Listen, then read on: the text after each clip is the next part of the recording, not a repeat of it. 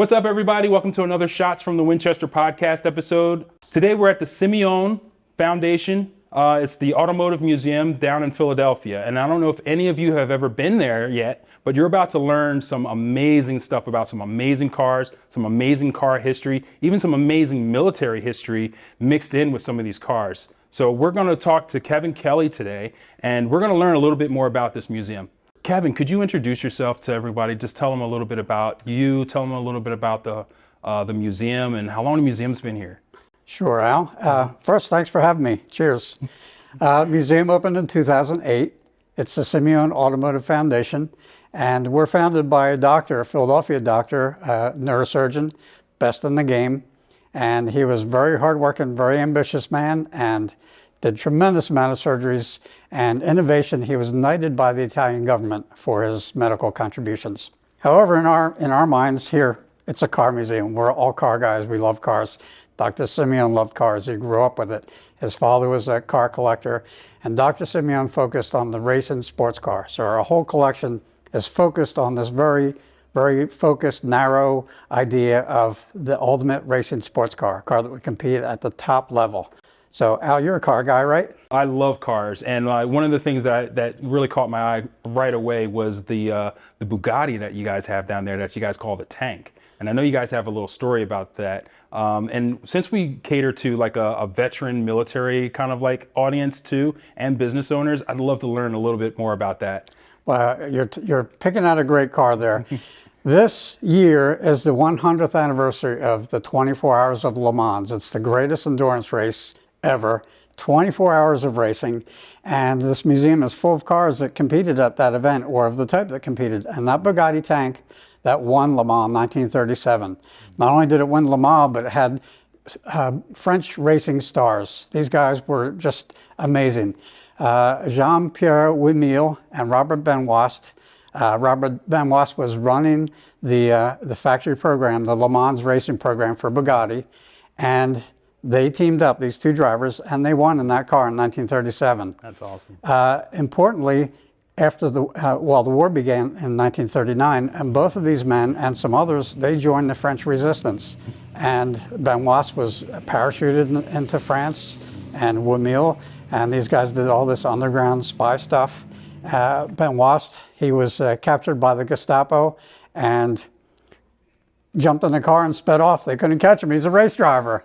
But ultimately, he was executed by the Nazis as a French resistance member. Wow. Jean-Pierre Wilmington, he ended up surviving the war. But again, these guys were French heroes and won with that tank in 1937. That car is called the Tank, not because it looks like a war tank or any relation to that. It looked like a water tank to the French, and the French love to give nicknames to things, nicknames to drivers. They called this car the Tank. It looked like a water tank. But that car, interestingly, it was built as a record-setting car. So it set all these international records that stood for decades, and they modified it so that it could compete at Le Mans as a sports car. That's awesome. What's your personal history with the museum, and what does it mean to you? Oh, well, thank you, Al. Dr. Simeone and I went back decades. Yeah. His father knew the fellow who I worked for, a fellow named Ralph Buckley, old-time car restorer, had all the best clients and the best cars. Went through our little tiny shop in South Jersey. So the doc's father knew him. Dr. Simeone was sending cars down there. And I was a young guy. I was already a sports car guy. I had an MG and a Triumph. But I'm working on these great early cars, mostly from the teens, the 20s, even older. Wow. And I come into work one day, and there's this Alfa Romeo, the 6C supercharged little sports car. I was like blown away. I was like, oh my gosh, that's like the ultimate for a sports car guy. Yeah. And it was a little tattered looking, and I said to Ralph, I said, wow, when are we getting started on this? And he's like, oh, that's how he likes them. That was my introduction to preservation through Dr. Fred Simeone. Oh, wow. You know, as a restorer, everything is perfection. Everything is over the top. Here's a guy that wants it real. And I was so impressed with that car and his attitude. So I have this background in automotive, restoration. And just out of the blue, years later, Dr. Simeone called me and said, what are you doing? I was working with a construction company, and he's like, you have to come up to the museum and see what I'm doing. He talked about opening a museum in the past. So I come up and met him and saw the facility, and he's like, we're opening in like a few weeks. Can you come on board? Can you jump in with us and take care of the cars? And so that was in 2008, and we haven't looked back. I've had a tremendous relationship with Dr. Simeone. By the way, we all call him Fred. In the car world, he was just Fred. And just really a blast. The guy's such an academic that you can't not take away from something anytime you spent with him. It was always a learning experience. So it's been tremendous. I love cars, but I really love sports cars, and this is the mecca of sports cars here. I'm in heaven. Wow, that's awesome. This museum's been here since 2008. Not a lot of people recognize that it's here, but you're very popular in the European circuit. Like, a lot of people know about you guys because you've got like a large library here, and you've got like a lot of cars here that are probably like priceless. Could you tell us a little bit about that relationship, some of the community here and also like abroad? Yeah, that's a little bit of a funny thing. Dr. Simeone, very, very well known in the car collecting circles because he was after some of the best cars ever. So he was well known. The collection, we're internationally recognized and awarded for the quality of the collection here. And yes, it just so happens that racing sports cars ended up kind of at the top of the pyramid of car collecting. It's funny, though, that in the local sense, we're not as well known as we're known internationally. Well, one, we don't advertise. This is a foundation. It's a nonprofit. Dr. Simeone donated these cars to the museum, which in essence is to all us car guys, to the city of Philadelphia. We don't advertise. We can't afford a billboard, and we don't buy any magazine ads, TV. But we've been in a lot of the great car magazines because they want to cover us. So we've had wonderful coverage in great magazines. If you don't read those car magazines, you maybe don't see us. So we have people come in from Philly and they say, wow, this place is amazing. How long have you been here? 2008. They can't believe it. I've been driving by this place. But Europeans, we're on their bucket list. They know we're here. And this is a place that they have to go because, I always wanted to see that Bugatti tank. I always wanted to see that DBR1 Aston Martin or that Ferrari. We have particular cars with tremendous history, with great relationships with drivers that people want to see. That's amazing. They have to know we're here. And now you guys also do events here. And you mentioned that maybe only 2 of the cars that you have that are actually here don't work. All the rest of the cars, actually, you can turn them on, you can start them up, and you have the little space in the back where you actually drive them. We run all the cars for the public, and we call that demonstration days. So we put cars together to tell a story. It's always about the history. This is a museum. It's totally about the history. Dr. Simeone's collecting passion was driven by history. So every car you could stop and tell deep stories about. So we put cars together that tell a story, and we go through that story inside. We have a screen, so we have video and pictures. And then we take them out back and we demonstrate them, run them, open up the hoods, and folks get a nice close look. You don't have a barrier in the way, and we can all talk cars, and it's more immersive, and so that's very popular for us. We do that about twice a month. Wow, that's twice a month. That's awesome. It's ambitious for us. But if you want to talk about ambitious, when you talk about Le Mans, that's the big race for sports cars. It's number one. There are a lot of great sports car races, but Le Mans is the Super Bowl. This year it's the 100th anniversary, and we're doing a tribute to Le Mans here in June during the race. So June 10th, June 11th, we're doing programming for 24 plus hours, 30 hours of programming, 30 hours of demonstrations through the night. It's a little Le Mans right here in Philadelphia. I hope you're going to come, Al. Oh yeah, I definitely will be. I'll be definitely here, and then probably filming some stuff for sure. And filming at night. It's unbelievable. We never see these cars at night with the headlights on. I know. It's dramatic. That's really awesome. So anybody that's in the Philadelphia area, definitely drop by. We're going to put links in the description so you guys can check out the website. Also, go on and be a member, because being a member here, actually, I'm not going to talk about being a member. You talk about membership here, because you guys, like you said, you're a 501c3. And so you survive a lot on donations and your membership. So let's talk about the memberships a little. Sure, thanks. Well, of course, we have admissions at the front desk, and we're heavily discounted. Seniors, of course, students, teachers are free, students are free. Active service members are free.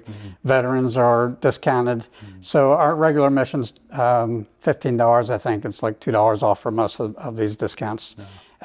City workers, all kinds of things. Membership, that's a great way to support the museum because our members, they buy membership for the year. Usually it's a family membership. Many of the people that really know us, they come all the time. So it's for them, it's a tremendous value because they're here every month. Yeah. And yeah, membership carries us with a little bit of gift shop sales. This place is a foundation. We struggle to just do our thing and small staff, but we're working hard and we're loving it and we're carrying Dr. Simeone's vision. That's great. Dr. Simeone was in the military himself Yes. before this. What was his military service? Well, Dr. Simeone was going to school for neurosurgery. It was a big deal.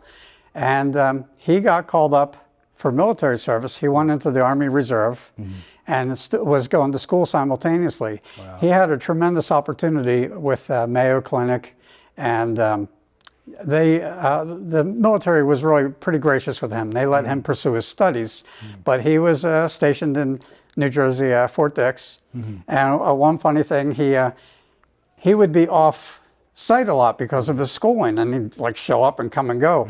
And he came onto base early in the morning. They're like, "Where you been? We have this soldier got shot in the head. We have this.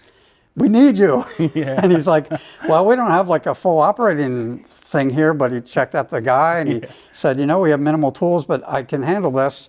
Operated on the fellow. The fellow came out fine from a head wound. Wow. And Dr. Simeone laughed. He said, "I was decorated for that." He said, "I was like a fly-by-nighter in and out of this place, and they decorated me." He came out of the Army Reserve as a major. Wow. But my favorite story with him, with his military career, his best friend was first violinist with the Philadelphia Orchestra. And they were at the same time in the Army Reserve. Wow. And Dr. Simeone liked to tell me this story that they were out on some bivouac, some exercise, and they had to pitch a tent.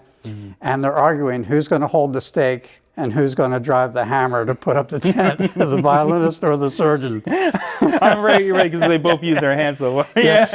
I'm not sure how true that story is, but it's a good one. But when you talk about military, you're talking about military and cars. Racing in particular, these things really, they run together. You have these adrenaline junkies, maybe they are. Take for example, one of our heroes, John Fitch. He was an American, tall, lanky guy, raced with the Cunningham team in the 1950s. Cunningham was trying to win Le Mans for America, and he made a valiant attempt. John Fitch then raced for Mercedes. Mercedes, they were a very powerful force in sports car racing in the 1950s.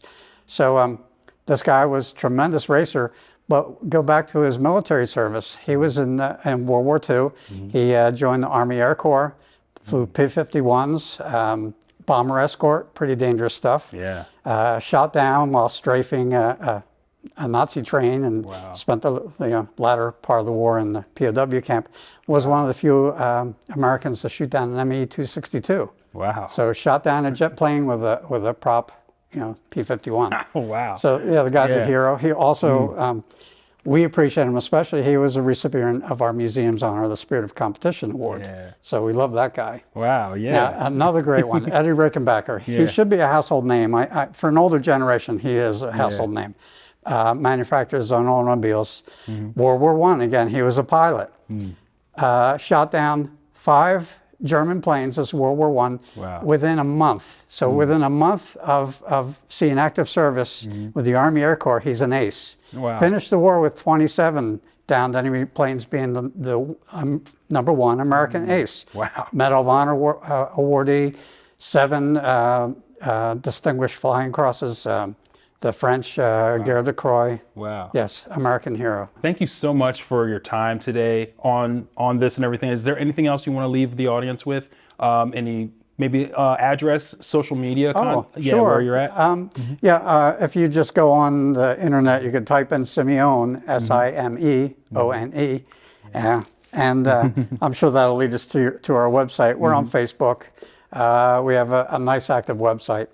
And we feel like we're a great place to visit. We're family friendly. We have we have families that come here, so their little kids or 5-year-olds can drive our little electric cars around. Nice. And then we have serious car people that come here like a pilgrimage, Nice. just because our artifacts are tremendous. But we're a very friendly, easy place. You could bring your dog and bring him to the museum. So awesome. we just love everybody to come and see what Dr. Simeone has built here for the car guy, for the car gal, for Philadelphia. That's awesome. Well, thank you so much for your time. Thank you guys, you, make Al. sure you like and subscribe to Shots from the Winchester. Also hit that little bell so that you can get notifications when new episodes come on. All right, take it easy. Enjoy. Cheers.